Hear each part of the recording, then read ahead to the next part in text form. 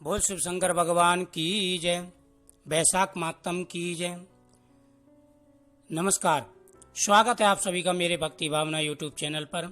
आज मैं आपको बैसाख मास के 13वें अध्याय की कथा सुना रहा हूँ, छत्रदान का महत्व और राजा हेमकांत की कथा।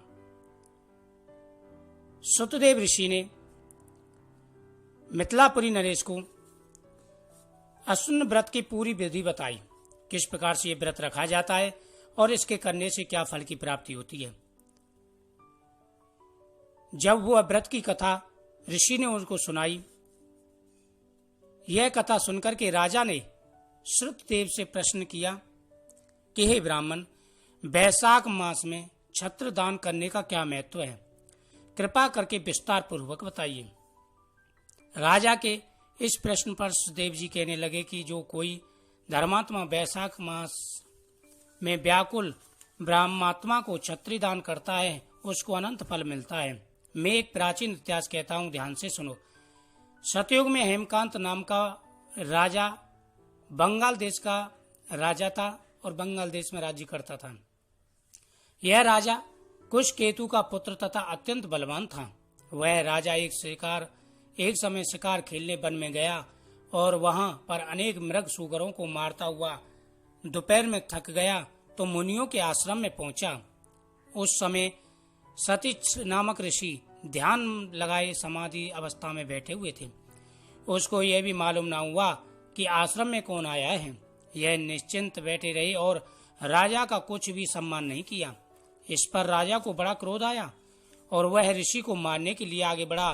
तब ऋषि के शिष्यों ने उसे रोका और कहा कि अरे दुर्बुद्धि, हमारे गुरु समाधिस्थ होकर के बैठे हैं, उनको यह भी पता नहीं कि बाहर क्या हो रहा है, इसलिए क्रोध करना उचित नहीं।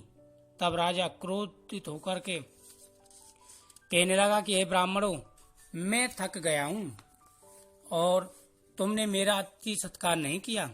तब शिष्यों ने कहा कि हम तो गुरु के अधीन हैं, बिना गुरु की आज्ञा के कुछ भी नहीं कर सकते।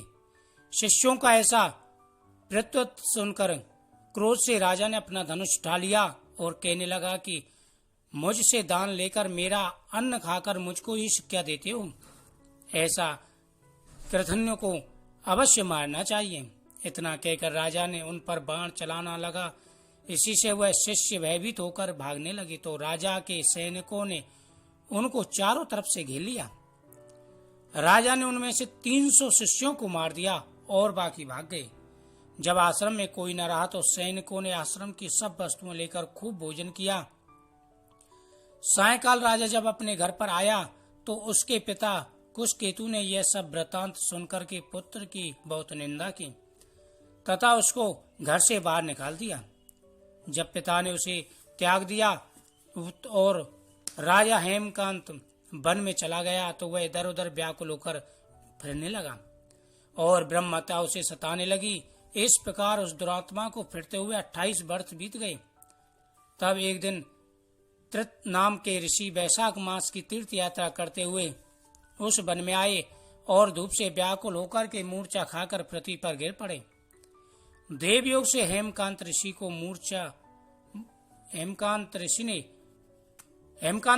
को मूर्छित देख करके उसे दया आ गई और उसने ढांक के पत्तों का एक छतरी बनाकर मुनि के सिर पर लगाई और अलम्बुका का जल पिलाया। इस उपचार के करने से मुनि की मूर्छा छूट गई, इंद्रियों में कुछ चेतना आ गई और सने सने वह गांव पहुंचे। इस पुण्य के प्रभाव से उसकी 300 ब्रह्महत्याएं क्षण भर में दूर हो गईं। तब हेमकांत को बड़ा विस्मय हुआ कि उसके द्वारा इतने प्राणियों को इतना कष्ट देने पर भी उसकी ब्रह्महत्या कैसे दूर हो गईं? किसने दूर की, कहाँ गई और इसका क्या कारण है? जब वह सोच रहा था तो उसकी मृत्यु निकट आ गई और उसके संग्रहणी रोग लग गया। जब उसके प्राण निकलने लगे तो उसको 3 बड़े बड़े भयंकर यमदूत दिखाई पड़े और वह हेमकांत को डराने लगे। तब हेमकांत मौन साध कर छत्रदान को याद करके विष्णु भगवान को याद करने लगा। भगवान ने उसी समय अपने मंत्री विश्वसेन को आज्ञा दी कि यमदूत को रोको और वैशाख मास में छत्रदान करने वाले हेमकांत की रक्षा करो। उसने यद्यपि बड़े बड़े पाप किए हैं और उसने धूप से व्याकुल मूर्छित मुनि की रक्षा की और वैशाख मास में छत्री दान किया, इससे वह निष्पाप हो गया है।